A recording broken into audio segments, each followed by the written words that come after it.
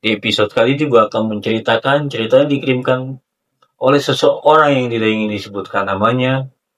Dia menceritakan kisah ketika dia dan 34 temannya tersesat di Gunung Sumbing. Bahkan ada beberapa temannya yang hilang dan tidak pernah ditemukan sampai sekarang. Lalu seperti apa ceritanya?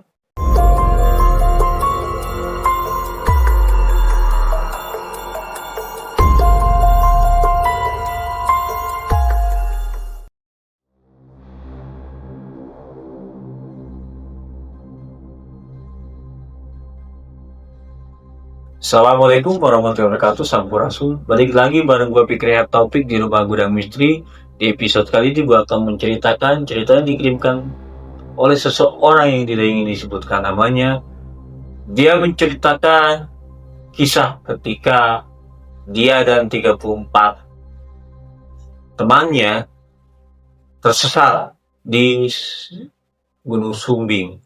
Bahkan ada beberapa temannya yang hilang dan tidak pernah ditemukan sampai sekarang. Lalu seperti apa ceritanya? Jangan lupa like, comment, dan subscribe channelnya Rumah Gudang Misteri, serta tekan tombol loncengnya. Dan kalau misalnya kalian mempunyai cerita horor ataupun ingin menjadi narasumber di Rumah Gudang Misteri, bisa DM ke Instagram di Rumah Gudang Misteri, di Rumah Gudang Misteri.official. Tanpa bernama waktu, kita masuk ke ceritanya. Jangan dilanjutkan kalau kamu penakut.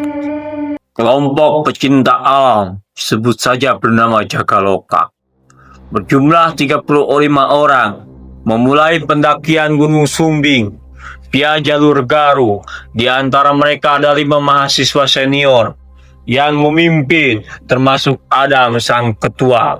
Angka 35 yang ganjil sudah membuat juru kunci di base camp gelisah. Namun Adam menepisnya dengan tawa sombong. Santai saja mbak, kita bawa 35 senter bukan 35 ketakutan.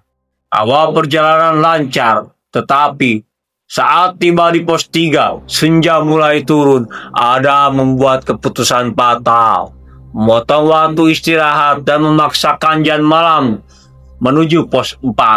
Tepat di pertengahan trek yang sempit dan curam, kabut tebal berwarna putih susu turun dengan cepat. Bukan kabut biasa, melainkan kabut yang terasa berat dan lembab. Tali komando yang menghubungkan para pendaki menjadi tegang. Tiba-tiba, seorang anggota wanita bernama Sari yang berada di tengah barisan mencium aroma melati yang sangat menyengat, disusul bau busuk seperti bangkai. Bau apa ini? Bisik Sari pada temannya. Aku cuma mencium bau belerang, jawab temannya. Wajahnya mulai pucat. Adam yang berjalan paling depan tiba-tiba berhenti. Ia mendengar suara bisikan berulang-ulang di telinganya. Jangan menghitung, jangan menghitung. Adam mencoba mengabaikan bisikan itu dan memerintahkan hitungan. 1, 2, 3. Laras pendaki di urutan ke-10 terhenti. 34 teriaknya. Kurang 1. Hah, siapa yang hilang? Tanya Adam. Tidak ada yang hilang, Adam. Kita 35 orang. Aku sudah memastikan dari awal, balas Raka, koordinator lapangan. Adam menghitung dari belakang sampai di anggota terakhir, jumlahnya persis 35. Ia menarik napas lega, menganggap itu hanya halusinasi. Namun, saat mereka berjalan lagi, Sari yang kiri ketakutan melirik ke belakang. Di antara kabut, dia melihat bayangan seorang wanita berbaju putih lusuh yang dengan rambut panjang menutupi wajah. Wanita itu berjalan tepat di belakang anggota terakhir. Sari menjerit dan pingsan. Saat yang lain membantunya, mereka panik melihat jejak kaki di tanah. Jejak mereka berjumlah 35, tapi ada satu jejak kaki lagi. Jejak kaki yang sangat kecil, seolah kaki anak-anak yang berjalan di antara jejak kaki mereka. jumlah mereka 35 telah digenapkan menjadi 36. Mereka memutuskan untuk mendirikan tenda darurat, menolak melanjutkan ke pos 4 yang kini terasa sangat menakutkan, tempat yang mereka tahu disebut Pasar Watu, terutama tempat bertemunya para makhluk halus saat mencari tempat datar. Mereka melihat sesuatu yang mustahil. Batu-batu besar di sekeliling mereka seolah disusun menjadi pagar, dan di tengah-tengahnya terdapat sebuah batu datar besar yang menyerupai meja. Tiba-tiba terdengar suara kerendengan dan tawa anak-anak. "Jangan diam, jangan bicara," teriak Adam. Kini benar-benar ketakutan. 5 anggota di barisan belakang yang sudah terlanjur melihat ke suara tiba-tiba terdiam, mata mereka kosong. Mereka mulai berjalan perlahan tertarik oleh suara itu menuju ke arah batu meja. Adam dan Raka mencoba menarik mereka, tetapi sentuhan mereka terasa dingin dan kaku. Kelima orang itu melepaskan diri dan menghilang di balik batu-batu dalam hitungan detik. 5 orang telah diambil. Jumlah mereka sekarang 30. Tenda darurat didirikan dengan tergesa-gesa, namun hawa dingin yang luar biasa menusuk jauh dari luar batas normal. Salah satu anggota, Dika, mengeluh dengan suara bergetar. "Sial, kenapa dingin sekali?" Tepat setelah kata dingin terucap, tenda mereka seperti didorong oleh kekuatan tak terlihat.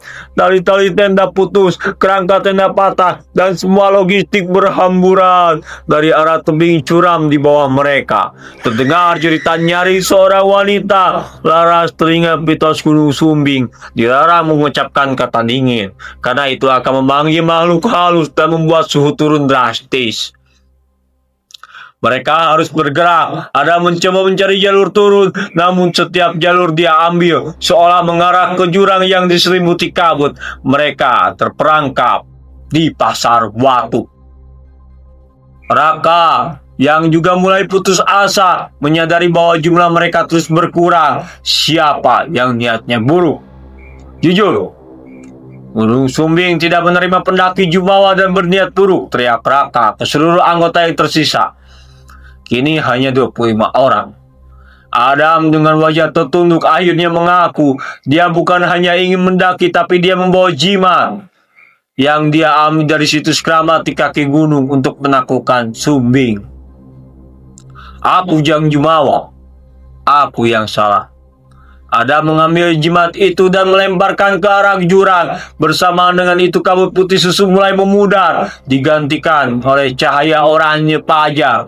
Jalan setapak yang jelas menuju pos 4 yang seharusnya sudah dilewati kini tampak di hadapan mereka. Mereka berlari tanpa henti menuju base camp, meninggalkan Adam yang kini hanya berdiri kaku menatap jurang. Adam ditemukan 3 hari kemudian oleh tim SAR. Ia selamat, namun jiwanya hilang. Dari 35 orang yang mendaki, 25 orang ditemukan selamat di base camp dalam kondisi shock dan hipotermia. 10 orang hilang tanpa jejak, menjadi bagian dari cerita mistis Gunung Sumbing. Korban dari sikap jumawa dan pantangan yang dilanggar di pos Pasar Watu. Tim SAR hanya menemukan sobekan kecil baju Raka yang tersangkut di batu meja dengan aroma melati yang menyengat. Jangan lupa subscribe channel YouTube Rumah Gudang Misteri dan tekan loncengnya. Oke teman-teman, segitu saja cerita di episode kali ini. Di episode 35 orang pendaki tersesat di Gunung Sumbing.